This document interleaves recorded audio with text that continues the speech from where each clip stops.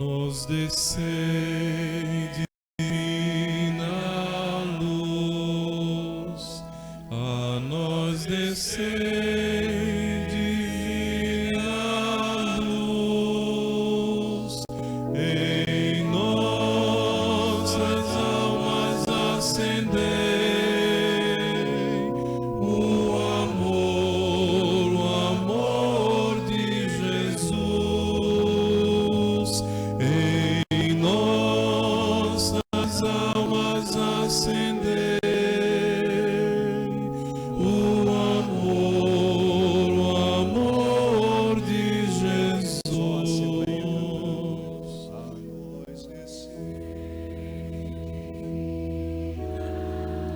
Pode ser mais forte.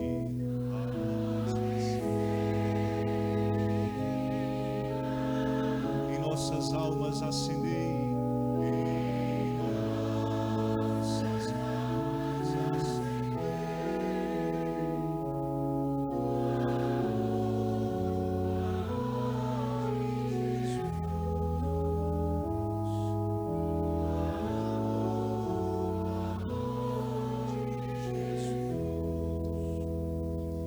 Queridos irmãos e irmãs, membros da família carmelita, com seus religiosos e religiosas, paróquias, ordens terceiras, fraternidades e todos os devotos e devotas que hoje conosco aqui se reúnem para este festejo em honra à ditosa e excelsa padroeira do Recife, a Senhora do Carmo.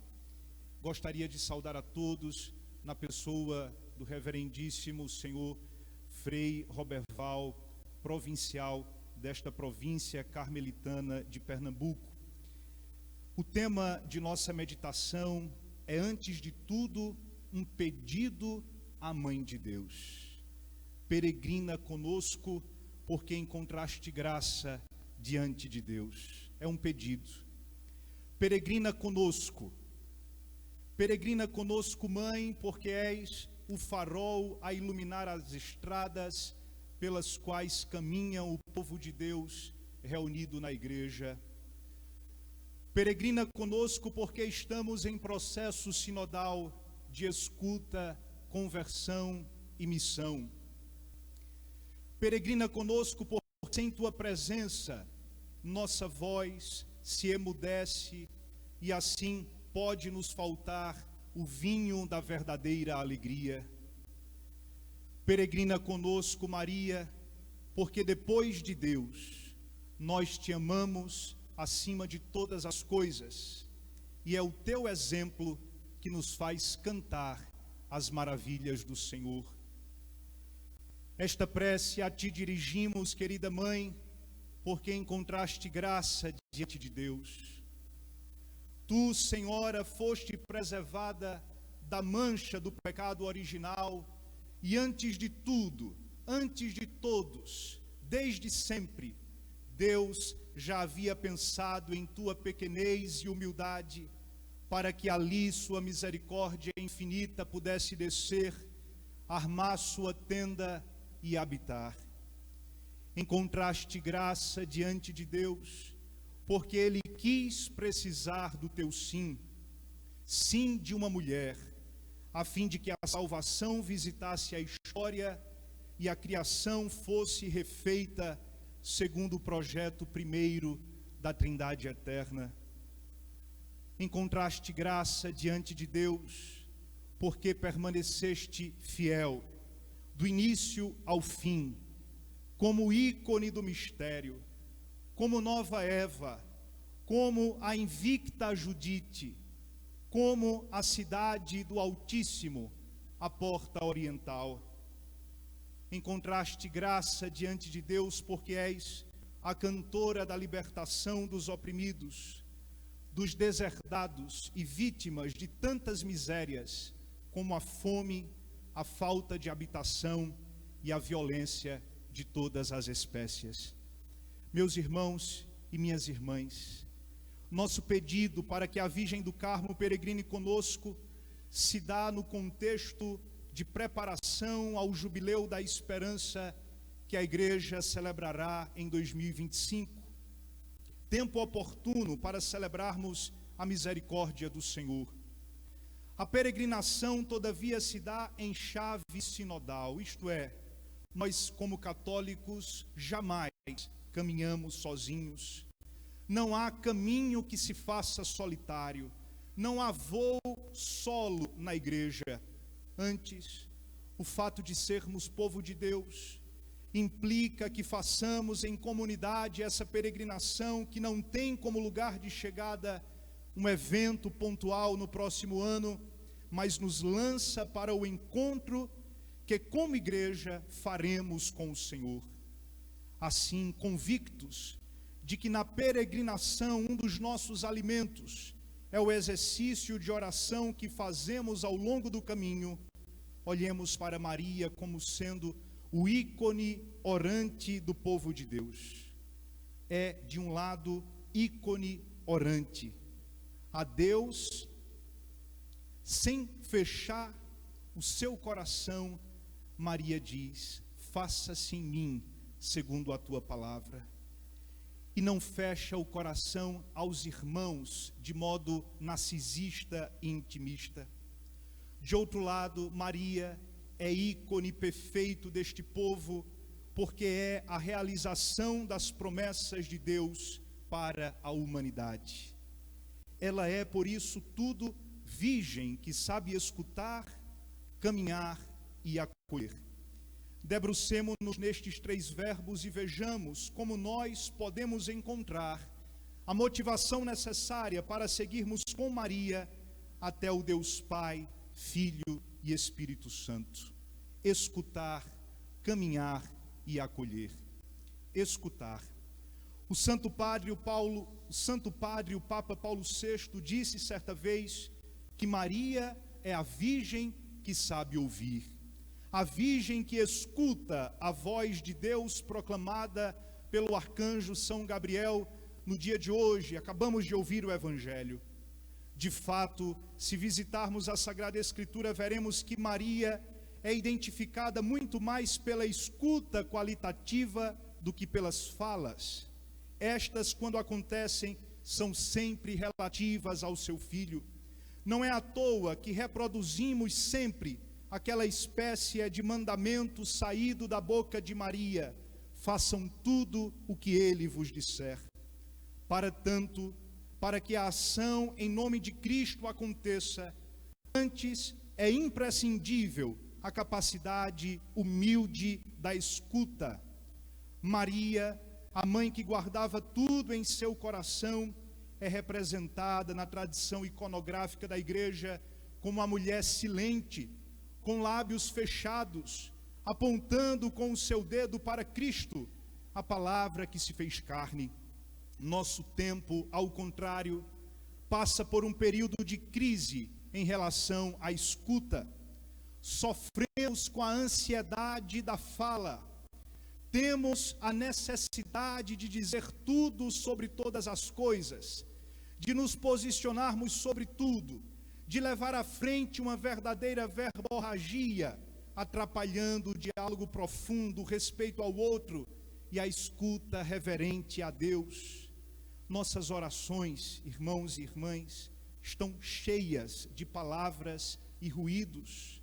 Apresentamo-nos diante de Deus com as orientações para que Ele faça sempre a nossa vontade, do nosso jeito e do nosso tempo. Comportamo-nos como locutores e não como ouvintes de Deus. Talvez o símbolo de nossa geração seja o fone de ouvido, que nos faz surdos para a palavra do Senhor. Quantas vezes não estamos no ônibus, no metrô, em casa, estudando e com os fones de ouvido?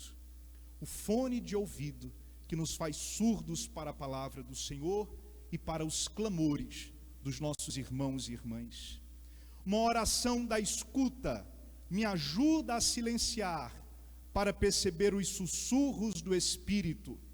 Me põe em contato com Deus, que não se manifesta no barulho, na confusão generalizada e na polifonia de muitos que têm até falado em nome de Deus, mas não conhecem nem escutam a sua voz. A esperança, minhas irmãs, meus irmãos, contudo, não nos decepciona por causa do Espírito que nos foi dado. O Papa Francisco tem chamado a igreja a um processo de redescoberta da escuta. Clérigos a escutarem os leigos e vice-versa. Religiosos e religiosas, irmãos e irmãs todos, a se escutarem mutuamente, a fim de que aí possam escutar o Espírito. Em nossas casas já podemos começar este processo. Pais e mães de família, esposos e esposas, jovens e idosos, não pode haver crescimento humano, afetivo e espiritual, se não fizermos a revolução da escuta, o exercício humilde de dar os meus ouvidos e o meu coração para que o outro fale. Isso fez Maria. O que seria de nós, diletos irmãos, se não fossem os ouvidos de Maria? O que seria de nós se Maria não escutasse os nossos clamores?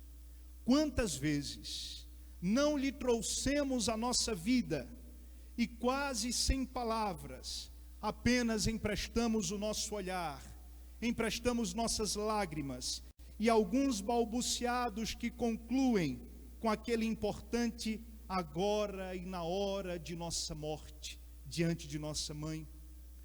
Antes das muitas palavras, ousemos orar silenciosamente. Ousemos ouvir os da nossa casa, os do nosso trabalho, escutar os das nossas comunidades religiosas. Ousemos ouvir os clamores que sobem dos sinais dos tempos e dos muitos irmãos que estão conosco nesta peregrinação e gritam por causa dos diversos sofrimentos.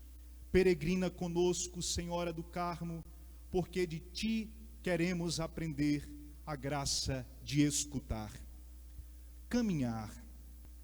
Após a saudação e diálogo com o anjo, diz o Evangelho de Lucas que Maria saiu correndo, com pressa, para servir sua prima Santa Isabel, grávida do Batista precursor.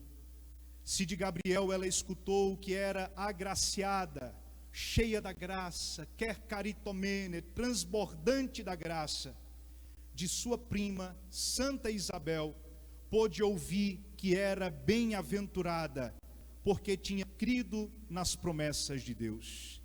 Bem-aventurada és tu, Maria, porque acreditaste nas palavras do nosso Deus. Como posso merecer que a mãe do meu Senhor me venha visitar? Ora, meus irmãos e minhas irmãs, somente caminhando, como fez Maria, é que somos confirmados em nossa fé. E mais ainda, é enquanto estamos no caminho, enquanto estamos no processo de crer, é que nós somos salvos. Diversas vezes nos evangelhos vemos Jesus caminhando, peregrinando de missão em missão, nas visitas, nas andanças aos lugares sagrados. Não pode haver fé amadurecida no fixismo de um lugar, na visão estática do mundo e da igreja. Infelizmente cresce em nosso tempo e por vezes em grupos mais jovens uma fé cimentada, fechada e intimista. Maria, amados irmãos, ajuda-nos a compreender a fé a partir de uma dinamicidade que brota do Espírito. O Espírito Santo que veio sobre Maria com sua sombra, vem também sobre nós crentes, para nos fazer sair de nós mesmos e irmos ao encontro dos outros. A força do Espírito produz movimento, e isto não é uma questão de física, mas da graça de Deus, que não permite que guardemos somente para nós aquilo que experimentamos. Igreja em saída, diz-nos o Papa Francisco. Fé e espiritualidade em saída, poderíamos dizer nós. Maria saiu apressadamente, e esta é a característica que queremos aprender de Nossa Senhora, a fim de que nossa igreja não se prenda em seu comodismo pastoral, que nós não nos prendamos em nossas preguiças ou em nossa assídia espiritual, que o mundo não se enclausure num pessimismo estéril, mas que juntos caminhemos com aquela certeza que o Concílio Vaticano II nos disse.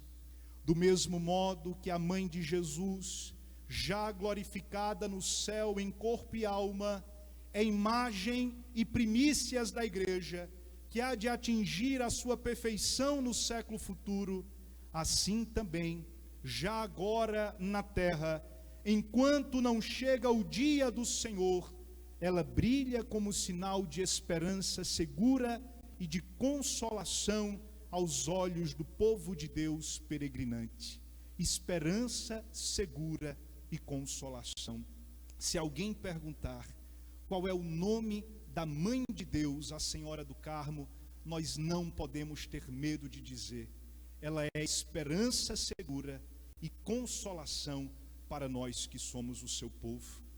Peregrina conosco, Maria, sinal de esperança e consolo, porque de ti queremos aprender a nunca desanimar no caminho, acolher. A visita do anjo a Maria nos revela, minhas irmãs e meus irmãos, a espiritualidade do acolhimento. Maria, a Virgem da escuta e do caminho, forma-nos na escola da acolhida, não marcada por um formalismo diplomático, mas pela existência que se abre para o outro. Acolhe Deus em seu seio, ela é a arca da nova aliança, a mãe de Deus, mas acolhe também a igreja, corpo de Cristo, no ventre expandido da tenda que se alarga para todos os povos.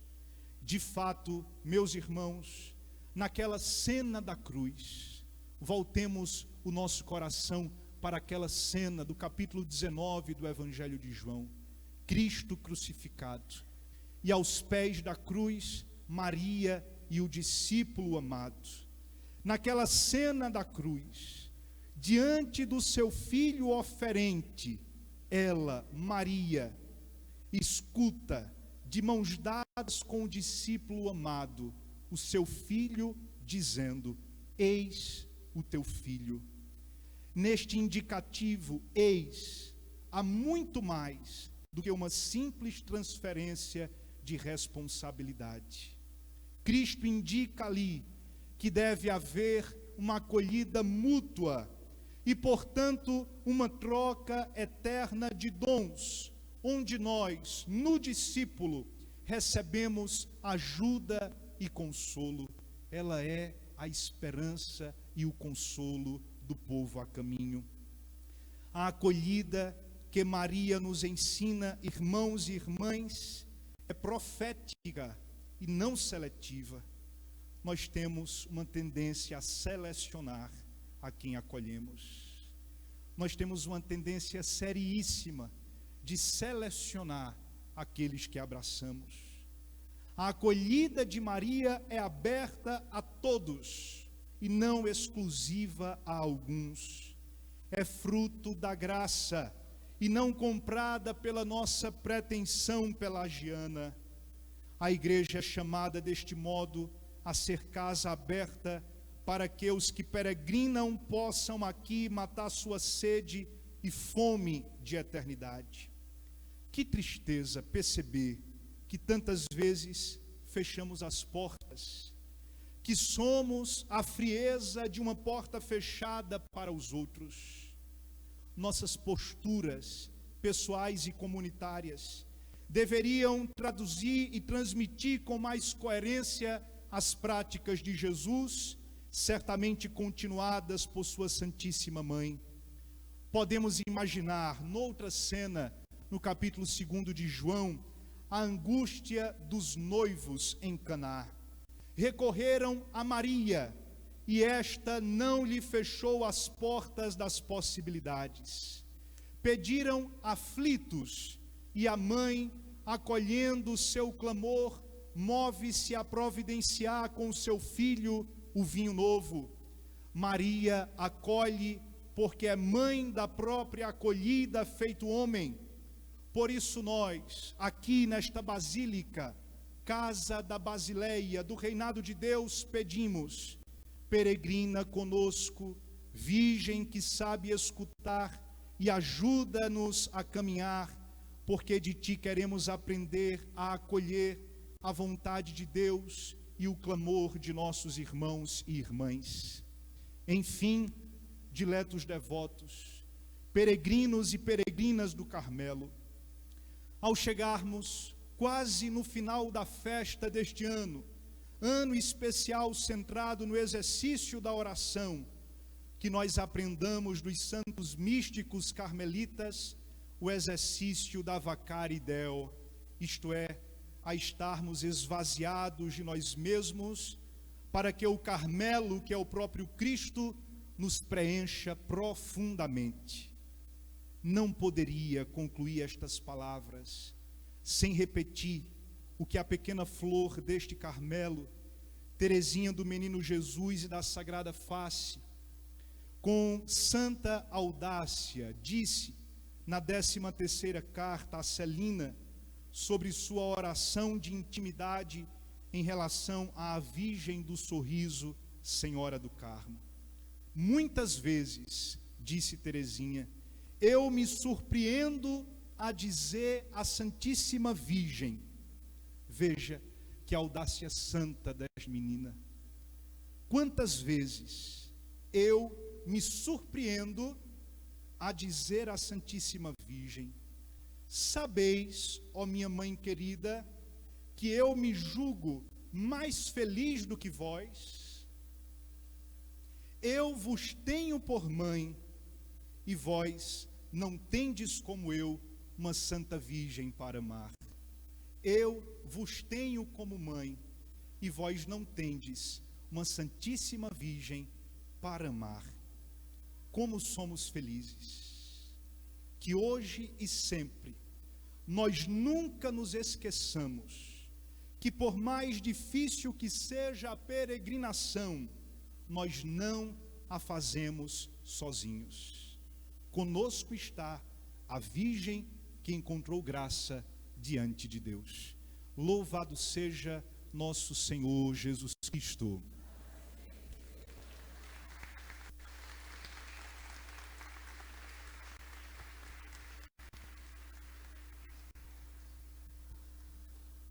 De pé, voltados para a imagem de Nossa Senhora do Carmo, cantemos com o coral as jaculatórias e ladainha, na página 19.